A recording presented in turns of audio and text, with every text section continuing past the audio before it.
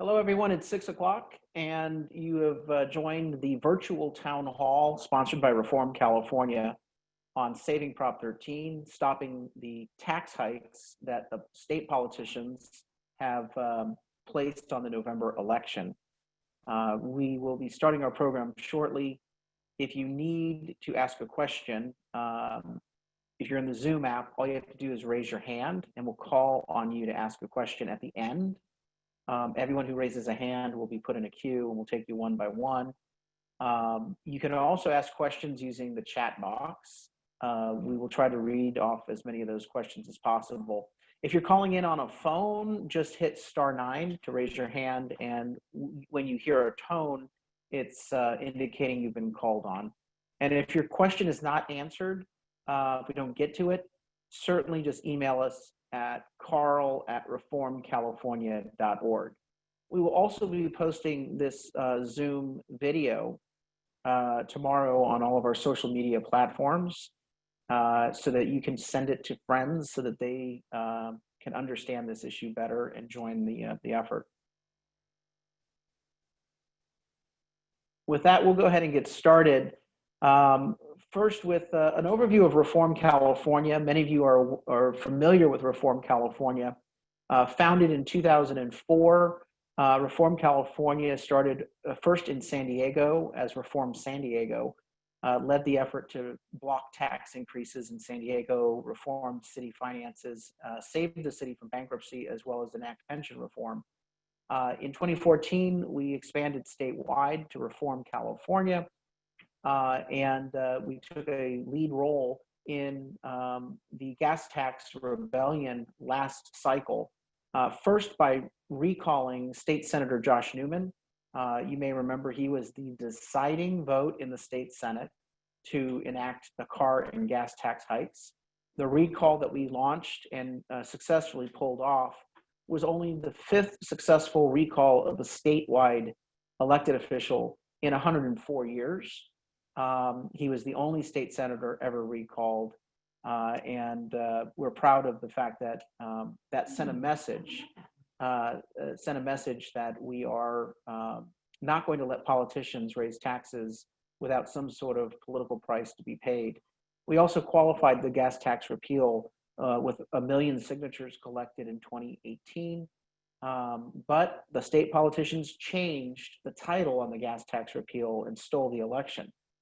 The title of the November tax increase is similarly deceptive, and we have to talk about that in a minute. It's not apparent that it's a tax increase. It's not apparent that it's a gut of Prop 13, and that's why we have to really spend a lot of time educating our neighbors and friends as to what this initiative is going to do. Our programs are focused first and foremost at Reform California on blocking tax hikes. There's a reason why we oppose tax hikes. There's actually 2 reasons. Number one, it costs too much to live in California as is. But number 2, we will never get accountable government. We will never get reforming government. We will never get transparent and efficient government if we keep giving politicians money. And so one of the best reasons to oppose a tax increase is not just that it costs us more to live in California, which is already too expensive, but it is the way we can force reform in the existing revenues that politicians have to spend. Second, we are very interested in restoring election integrity. We can't reform our state and get good government if we don't have honest and fair elections.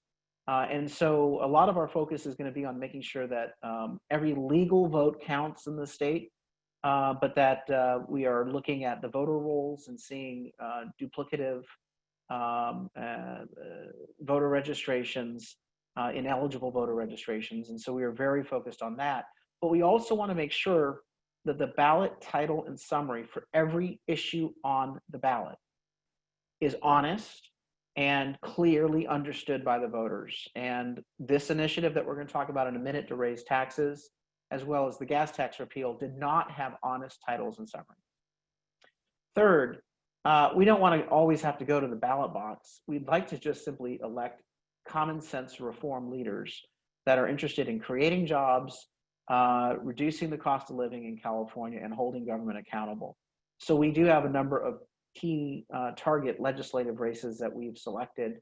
We'll be talking a little bit more about the candidates that we are promoting in future town halls. And fourth, Reform California is dedicated to informing and mobilizing voters. We do that in a couple ways. Number one is we're building up a grassroots database of voters and their interests on issues. And those issues range from charter school support to curbing illegal immigration, to making sure people can be independent contractors, to even reopening the state under COVID-19. We want to know where those swing voters are and help inform and mobilize them in the election. Policy research and media outreach, as well as our voter guides. Also, the fact that I host a radio show. We've been able to get out a whole lot of information using the talk radio network throughout the entire state of California. With that, let's start on Prop 13. I have to use that picture because it really demonstrates what we're up against. You will literally have people tell you that there's no tax increase on the November ballot, and it's not true. You will have people tell you, oh, we promise we're not trying to repeal Prop 13. They literally are part of a very aggressive movement in the state of California to raise our taxes and limit our freedom. And Prop 13 has been a burr in the saddle of the left and politicians for 42 years now. They've always wanted to repeal it. They opposed it in 1978, and they're trying to repeal it every chance they get. What is Prop 13? Prop 13 is simply a limitation on the increase in property tax that the state of California can charge. It's a sustainable limitation. What people don't know is that even with Prop 13 in place, the state of California has had a record-breaking increase in property tax revenues in the past 42 years. That has far outstripped even the cost of living and inflation. So government has collected more money even with Prop 13 when adjusted for inflation versus 1978. So the notion that Prop 13 has starved government, that's not true whatsoever. What Prop 13 does is it gives you a protection that your property tax will not fluctuate wildly with market swings. And so we have a reasonable, sustainable 2% annual increase in your property tax assessment. Prop 13 also, as I mentioned, does provide a healthy revenue stream for government to support quality programs. The problem has been that the politicians have spent more than they've been taking in. It's a spending problem, not a revenue problem. The reality is this: whether it's Prop 13 today, or gas tax in 2018, or a sales tax in a lot of our localities, California politicians are never going to be satisfied. They will never stop trying to raise our taxes. No amount of money in your pocket going into their coffers will ever be enough to satisfy the spending addiction. And that's why we have to oppose every tax that they propose. What does this initiative do? This initiative is qualified for the November ballot, so it will be voted on this fall. November 3rd is where this initiative will be. We don't have a number yet, by the way, okay? The number will be assigned in the next 2 weeks. When we get the number, we then can tell you, vote no on Prop, whatever it is, 18, 19, 20, whatever number it is assigned. But it's called the Split Roll Initiative. And what it does is it repeals all Prop 13 protections for commercial properties, industrial properties, including manufacturing, office space, retail stores, restaurants, gas stations. It can impact mixed use residential. There are properties out there that will be tripped up by this initiative with increased property tax assessments. The total increase in taxes is $13 billion a year. This is a massive tax increase at a time when our economy is on the ropes and working families are barely surviving, particularly with COVID-19 and high unemployment. Some tips for talking about this initiative. First, language matters. Our opponents who want to raise the taxes are calling this the Schools and Community First Initiative. They don't call it a tax increase. They don't mention Prop 13 and repealing a portion of Prop 13. They're emphasizing the window dressing of schools and communities. What it really is an initiative designed to bail out their six-figure pension systems. It doesn't provide a steady and secure fund for actual classrooms and children and community improvement. They always use window dressing to describe a tax increase. On our side, people who oppose this initiative, they call it split roll. What the hell is a split roll? Is that like getting a bagel and cutting it in half? We don't, the average voter doesn't know what split roll is. Now, what split roll is defined as is that you have the property roll, and they want to split certain properties off of residential properties. Take away Prop 13 for some properties, leave it for other properties, but you and I both know eventually they want to get rid of Prop 13 entirely. More on that in a minute. What I'd like you to do is describe it the way that someone who doesn't know about politics or policy will be able to understand it. First, call it a massive blank check tax increase for the politician. Second, describe it as a repeal of Prop 13. The reason why you can use the notion of Prop 13 is that most people remember Prop 13 from 1978. But the best way to describe it is a massive blank check tax increase for state politicians. Who's backing it? State politicians and special interests who want payoffs. Those are the government unions who want pay hikes and pension spikes. Why should we oppose it? Two reasons. The cost of living is already too high for working families. Working families are hurting. Working families can't afford to live. This initiative will increase the cost of living in California. Second, government already has too much money. The problem is that they're wasting it. And this is where you then can insert an example of government waste. You can say, hey, government has too much money as it is. They're wasting it. They're building a high-speed rail train to nowhere rather than, investing in schools, rather than investing in our communities. They're building a high-speed rail train to nowhere. Or show them some of the salaries and pensions that government workers receive at transparentcalifornia.org.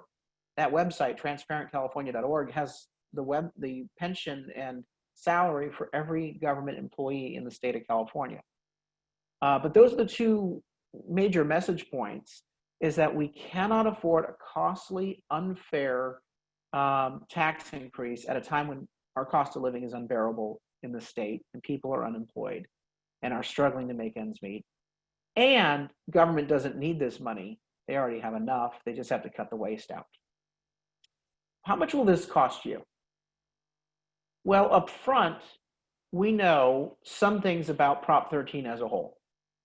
Prop 13 on the residential protection has saved the average homeowner $13,700 a year. And that's what you're saving if we did not have Prop 13 in place from 1978. That's a lot of money. Renters save because of Prop 13. The average renter is saving $4,400 a year in 2018. When you increase taxes on industrial properties, it costs us jobs. It increases the cost of any product that's manufactured. If you increase taxes on a gas station, which this initiative, split roll, will do, your gas price will go up. If you increase your property tax on your doctor's office, healthcare will be less affordable. When you increase your property tax on the Starbucks, your coffee is going to be more expensive. And so the cost of living on every product and service in the state will be affected by the initiative that the politicians have put on the ballot. The increased property tax assessment will be passed on to the business in the form of higher rent, higher pass-through, and that's going to increase the cost that they're going to pass on to their consumers. Now, coronavirus has made things harder for us. The coronavirus makes it far more attractive for politicians to raise taxes because they see a dip in revenues because the economy has slowed down, people unemployed. So they got to get the money somewhere. They can't possibly cut spending. It also makes our campaign harder because we're relying on grassroots taxpayers to fight this battle. We know that the unions are flush with cash. They're government workers. Government didn't do downsizing because of coronavirus. There's never going to be a pink slip issued or a job cut in government because of coronavirus. They've never cut during the lean times. So the union dues to the California Teachers Association and SEIU, those dues are the same as they were before coronavirus. So they have unlimited money to put up false and misleading ads to convince people to vote for a tax increase, to hide the notion that it's a tax increase. Our campaign is harder because of coronavirus, because I know many of our supporters are hurting. They have seen their wages drop. Some of them have lost jobs. They're worried about the stock market. And so our campaign is harder. That means that everyone giving a little bit of money is so critical to this effort. What's our strategy? There are large stakeholders that we are dialoguing with that are already committed to funding television and direct mail. Hopefully they'll be able to do a lot of it, but we're not so sure that that is going to be competitive with the union, the government union monies, and the misleading narrative from the media. That's why we believe that viral and grassroots messaging is so important. We saw how it moved our numbers with the gas tax. We were at 22% yes vote when they changed the title, and we moved almost to the winning position just based on grassroots messaging. This is where neighbors tell neighbors, friends tell friends, employers alert their employees that a massive tax increase is on the ballot. And remember, in Prop 6, I would say, hey, there's an error on your ballot. There's an error on your ballot. Prop 6 is actually the gas tax repeal. Vote yes to repeal the gas tax. And we had everyone share that one message. And we put stickers on gas pumps. And we went out and we did rallies at gas stations. I am a firm believer that you cannot win this campaign just with the large stakeholders funding TV and mail. We've got to get our message through one by one by one. And that's where you come in. You are powerful. You see on the image of this slide, you have all these masses of people, but you have one person raising their hand saying, wait a minute, there's an error on your ballot. There's an initiative that is described as schools and communities. It has nothing to do with schools and communities. It is a massive tax increase. They're coming after Prop 13. Vote no on this initiative. You are powerful in your circle of friends. You can influence a lot of votes in your circle and your network. And so our core campaign activities are, number one, we want to use an online petition to recruit and organize volunteers and supporters in the next 2 months. We have until Labor Day, really, to get everyone signed up at the website stoppropertytaxhikes.com. We're also launching on July 7th a massive digital program for ads on Facebook and text messaging, asking people to sign up at stoppropertytaxhikes.com. Why do we want them to sign up? So that they're on our list by September when they get the notification of where to get the lawn signs, where to show up to get the door hangers, how they can contact their friends and forward on information over email and text to them. We got to get everyone signed up at the website stoppropertytaxhikes.com. So you need to share that in as many places as possible, on your Facebook, on your Twitter, through emailing it on to your friends. Just say, please sign up. You will get an email about the campaign once a week going forward. Step 2, we do want to convene, to the extent to which we can with social distancing, regional events and town halls. Many of these are going to be done online through Zoom, like the one that you're participating in now. But the goal is to get community groups to promote attendance. We're talking about homeowners associations, planning boards, recreation councils, getting those organizations to alert their members, taxpayer associations, chambers of commerce, so that people are aware of what they're voting on and how they can be part of the campaign. The goal is to educate attendees so that they're effective as influencers to their friends throughout the fall campaign. Step 3 is that we want to activate those networks during the important months of late September through October, leading up to November 3rd. We will identify examples of wasteful spending locally, try to generate local earned media, and then utilize our social media and, where possible, in-person events. And finally, voter contact. Even with social distancing, we still can canvass neighborhoods with door hangers. With Prop 6, we distributed over 100,000 door hangers and over 70,000 lawn signs. And we're going to do that again for this initiative. And we do hope to start and replicate ballot harvesting programs in the fall as well. The immediate goal, though, is to try to get 500,000 people to sign up at that website, stoppropertytaxhikes.com. So if we can get 500,000 people signed up at that website, stoppropertytaxhikes.com, the likelihood that they'll talk to 10 people in late September through October is very high. When you do the math, that will be 5 million personal contacts made.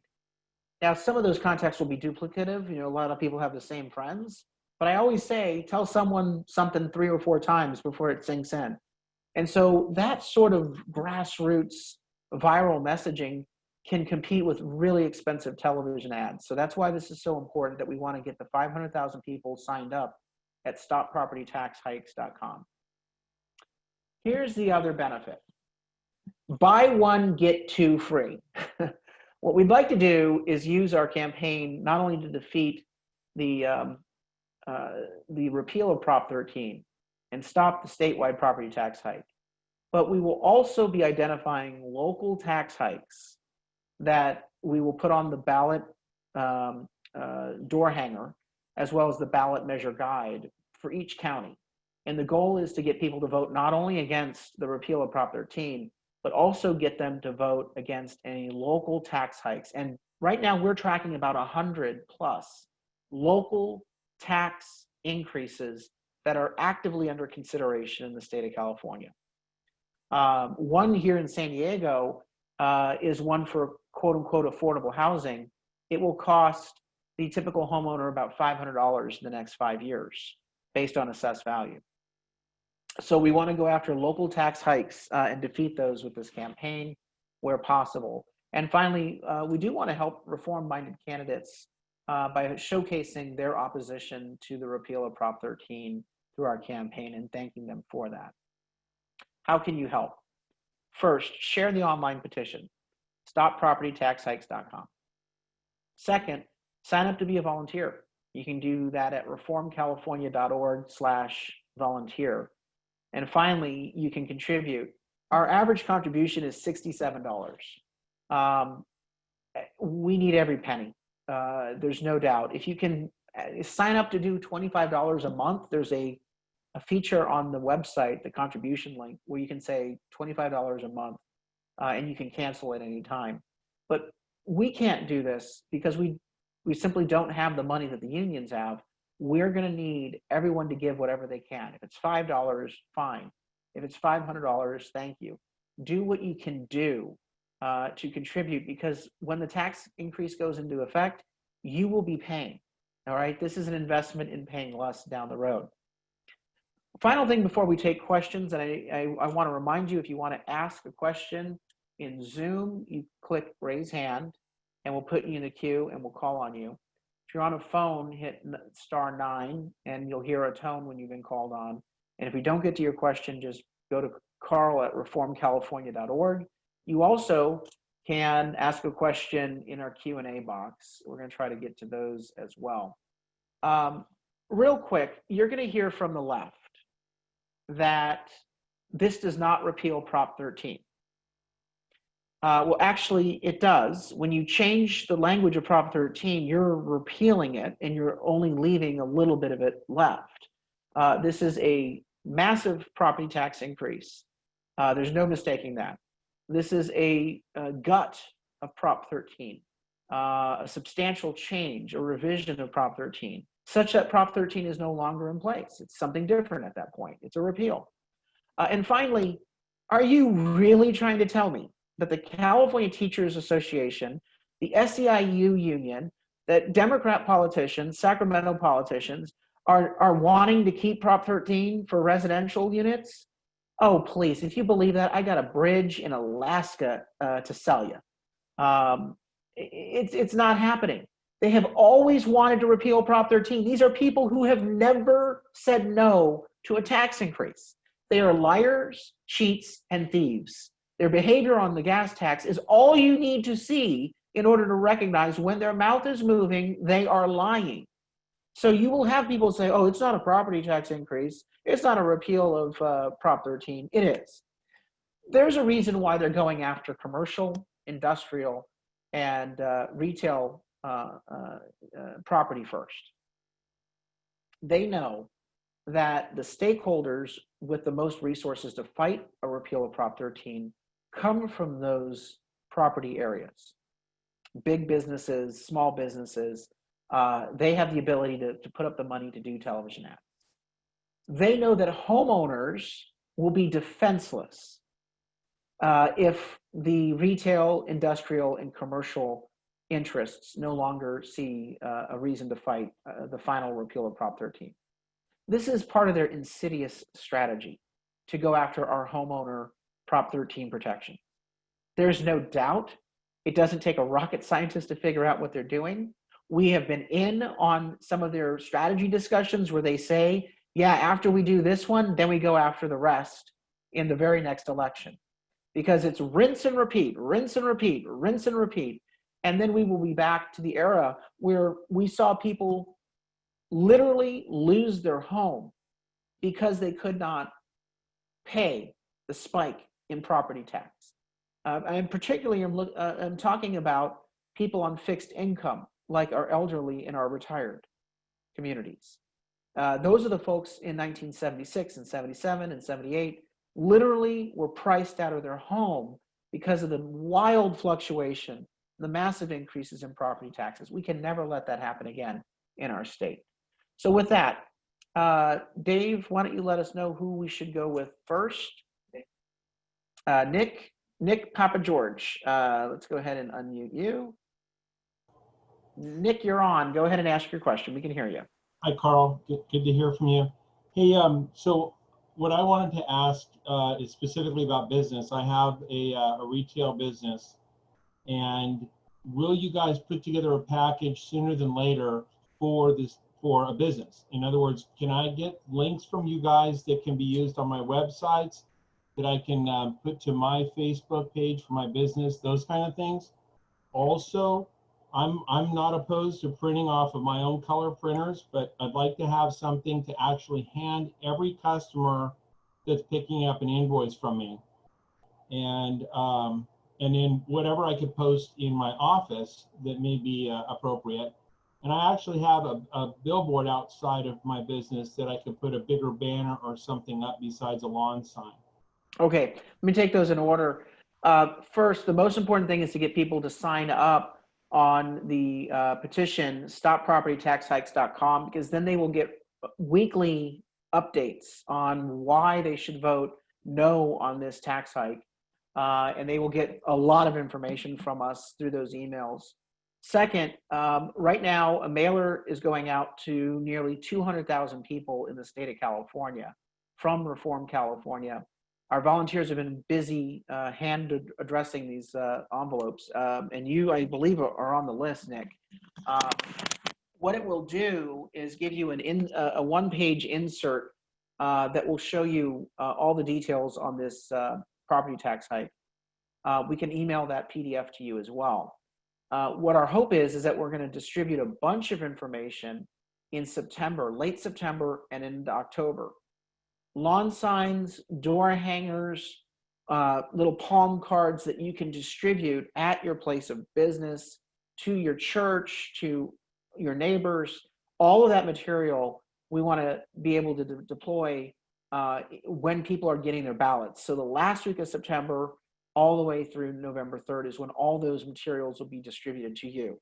But as long as you're signed up on our list at stoppropertytaxhikes.com, you will get all that information, and as much as you can take, we will stock it up for you.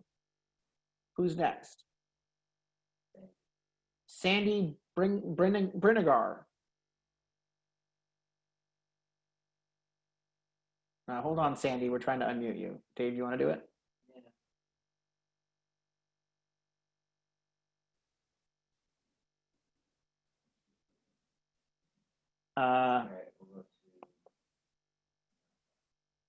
All right, Nata Movahed.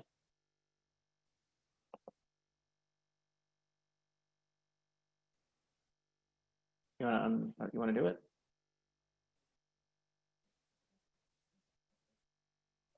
Okay, am I unmuted? Yeah, Nata, we can hear you now. Go ahead, Nata. Oh, all right.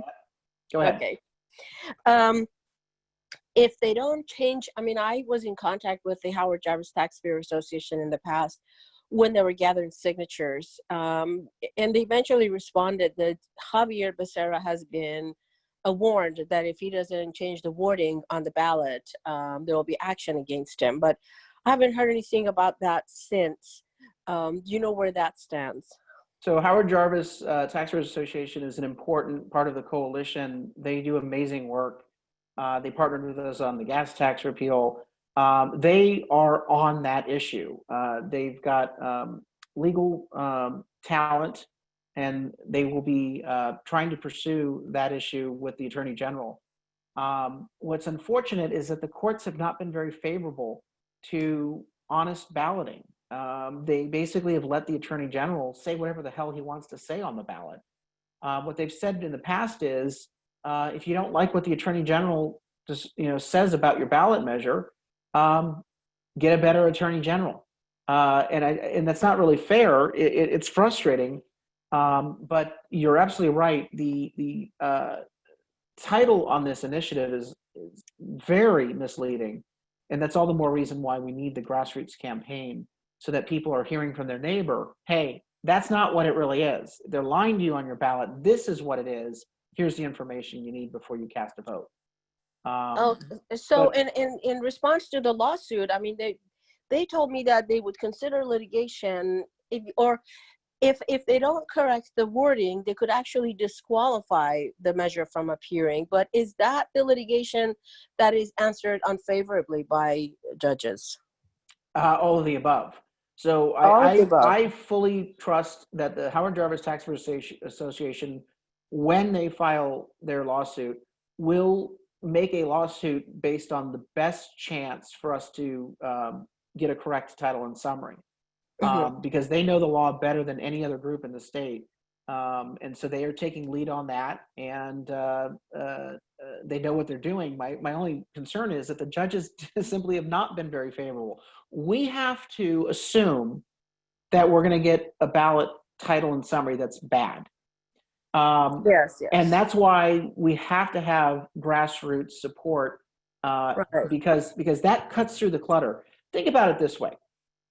When you go to a movie, and back when we could go to the movies, or if you download a movie on Netflix, or you buy a book on Amazon, you probably did it because a friend of yours suggested you do it, or said, oh, that's a great movie, you got to see it, it's really funny. Same thing is true in voting. Television ads, people kind of tune out. But when their friend says, hey, there's something deceptive on your ballot, let me tell you a little bit about it, that breaks through the clutter. And that's why you are powerful in your circle of friends in influencing them to vote the right way. That's right. I will sign up to volunteer, because I'm volunteering to gather signatures for Newsom recall. And I wanted to ask you, is that something you'd like to promote to your people, the Newsom recall effort that we're doing again? Yeah, we promoted the last one, and our concern with the current one is that it's not properly funded, and particularly with COVID-19, we don't think it's going to be successful. And with the campaign coming up, again, I would like Gavin Newsom out of office, like everyone else. But I need to keep us focused and our supporters focused on the things that we know can work and be viable. And right now, it's getting the entire infrastructure in place to stop these politicians from raising taxes in this upcoming election, because they're coming at us from all directions. Thanks so much for your question. Let's go to George. Do you have the next one ready?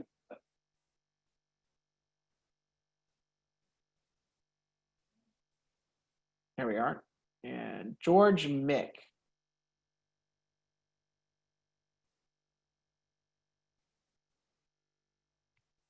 George, you want to unmute your microphone or unmute yourself?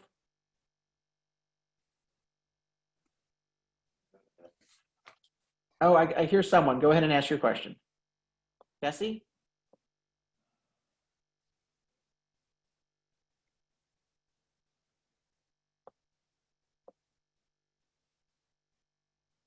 While you do that, Dave, I'm going to answer some questions in the box here. Yeah. Hello. Desi, is Yes. that you, Sorelli? Go ahead and ask Yep. your question. Okay, so really I didn't have a specific question. What I was pointing out was that on your slide, share the petition, Go ahead. the website there is incorrect. It should be stoppropertytaxhikes.org. Because when you go to .com, you can't get to the petition. Oh, it is stoppropertytaxhikes.org.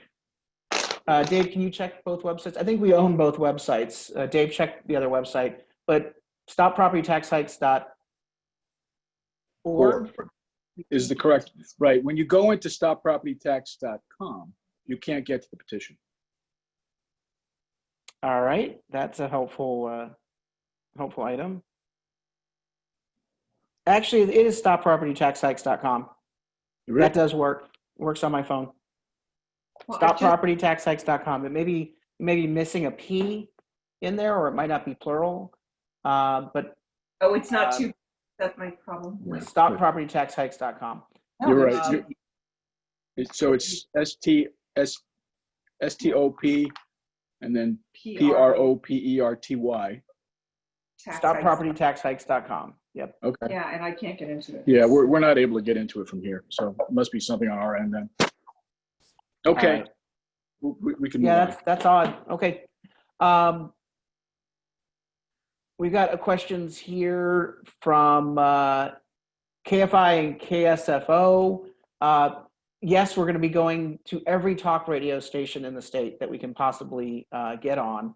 Obviously, me being a Kogo radio host, that's a starting platform. But like we did with Prop 6, the talk radio networks were very willing to let us have a chance to get our message out. And that was, something that we definitely are going to try to replicate again. I don't know if we're going to be doing another bus tour. that took a lot out of us, the Prop 6 bus tour. And in the whole notion behind the bus tour was always the fact that we had rallies. And again, with social distancing, we may not be able to do rallies this fall. What we know we can do is get you ballot. What we can get you is the lawn signs, as well as door hangers. With people doing social distancing and working from home, it makes it a perfect opportunity to knock on their door while wearing a mask to convey the information we need to convey, and to perhaps even leave them with a lawn sign. Speaking of which, Cindy says, can we get a sign for our lawns telling people how to vote? Yes. But the reason why we don't have lawn signs right now is that we don't know what number this initiative will be assigned. As soon as we know what number it's assigned, we will then start the process of distributing material. Vote no on prop, whatever it is. I think we're going to be in the high teens, 17, 18, 19, something like that. Because our last initiative, I think, left off at 13 or 14. So we'll be somewhere in the high teens. And once we get our number, that's when we print a whole bunch of stuff, bumper stickers, palm cards, door hangers, as well as lawn signs. You have another one for us, Dave? Okay, you get her activated. Marjorie, Yeah. Graham, go ahead. We can hear you.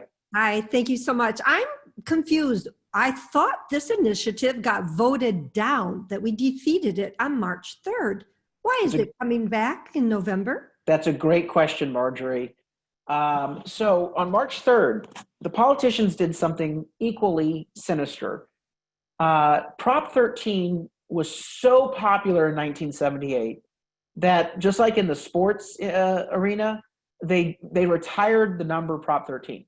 They said, we don't ever want to confuse people thinking that it's the Prop 13 on the ballot, so we'll never use 13 again. Fast forward 42 years, and they had a bond that they wanted to, get approval for, and they went ahead and they put Prop 13 on that bond. And they had never used 13 ever before since 1978. So that Prop 13 from March 2020 was voted down, but that was not related to the Prop 13 we all love from 1978. That Prop 13 is going to be repealed or dramatically curtailed by this initiative in November. I know it's confusing, but that's why the politicians benefit from this. The more confused you are means that their money carries the day. That's why we have to make sure we get you actively telling your friends, hey, vote no on this initiative. It's going to repeal the Prop 13 from 1978, and it's going to lead to a massive tax increase that we can't afford. Thank you. There you go. All right, we got time for 2 more questions. If you want to ask a question, please raise your hand. I think we have Tony next. You want to activate Tony, Dave? Yeah. Tony, you're activated. Go ahead and ask your question. Yeah, hi, Carl. Hey, thank you for all the work you're doing. I just wanted to kind of reiterate earlier, you mentioned about the talk radio, and I had put a chat question earlier about, is your group working with the Howard Jarvis Tax Association and also some other national syndicated talk radio? I know it's not specific to the nation, so to speak, but I have a feeling that this petition that we're doing is going to be at the forefront of what a lot of people are thinking about nationally, the way the Democrats are trying to basically rip off and be thieving more money from hardworking California families. Yep. 2 things. One is on Howard Jarvis Taxpayers Association. We've always worked in partnership with them on everything we do because our interests are completely aligned. They are the best at the legal side of issues. They also have a full-time presence up in Sacramento, and they go after specific bills when they try raising taxes by burying things in these legislative packages. What they do, though, is more focused on policy and obviously trying to alert people that are already members of their organization. And if you're not a member of Howard Jarvis, definitely be a member of them. What we do is very focused on the campaign side, and that is actually recruiting activists, getting them on these lists so that we can activate them in the last 6 weeks of the election, distributing lawn signs, door hangers, stickers, having a full voter and volunteer phone bank that people can call into and get information and get requests processed. And so we focus mainly on the grassroots campaign stuff. They focus mainly on earned media, policy, and legal, and it's been a great partnership. And so we will be working with them hand in hand every single day on making sure that we stretch the dollar and are as efficient as possible. Yeah, it sounds good. I just would hate to see you guys reinventing the wheel, so to speak, and duplicating effort that they are doing. Oh no, that we're pretty well aware of what they are doing on these issues, and the reason why we started Reform California is that we really felt like you needed a permanent campaign to actually go after these initiatives, a permanent campaign infrastructure where we activate the volunteers cycle after cycle after cycle, and we've shown that we can do that, and it's been a good partnership. See, Connie is asking a question. How do I get tonight's town hall to send to friends? Okay. Tomorrow, it'll be posted on my Facebook page, Carl DeMaio, facebook.com/Carl DeMaio. It'll be on my YouTube channel, Carl DeMaio CA. It'll be on my Twitter and Instagram account with a link to the actual video, because you can do a video of these sessions. And finally, it will be added to the reformcalifornia.org website. So if you want to send it to friends so they can get a briefing on how they can be part of the campaign and what they need to know about the initiative coming up, those are the various channels that you can find it on. Oh, Connie, did you have another question? I think you just answered it. How I could get a copy of what we did tonight on the town hall meeting. I have friends who do not want to do Twitter, Instagram, or Facebook for a whole lot of reasons, but you just said that we can get the information or a copy of tonight's town hall on your reformcalifornia.org website, correct? Yes, yes. Thank you so much for all you're doing. Absolutely. Thank you. Thank you. Got time for maybe one more question, Dave. We have Jimmy Avoliotis. Go ahead, Jimmy. You're unmuted. Hey, how's it going, Carl and team? Two-part question. What's stopping Becerra from changing this initiative number at the last minute? Nothing stops him. Just like on Prop 6, he has final say, wide latitude given to him by the courts, because the judges, remember, the judges are government employees. They got big pensions and they are appointed by Democrats. And so they really think that voter approval on tax increases is an unnecessary burden. And so we're not going to get a fair shake on the title and summary. We're not. We have to go into this assuming that it's going to be a bad title and summary, that we're going to have to really kind of reach out to our friends one-to-one and educate them on it.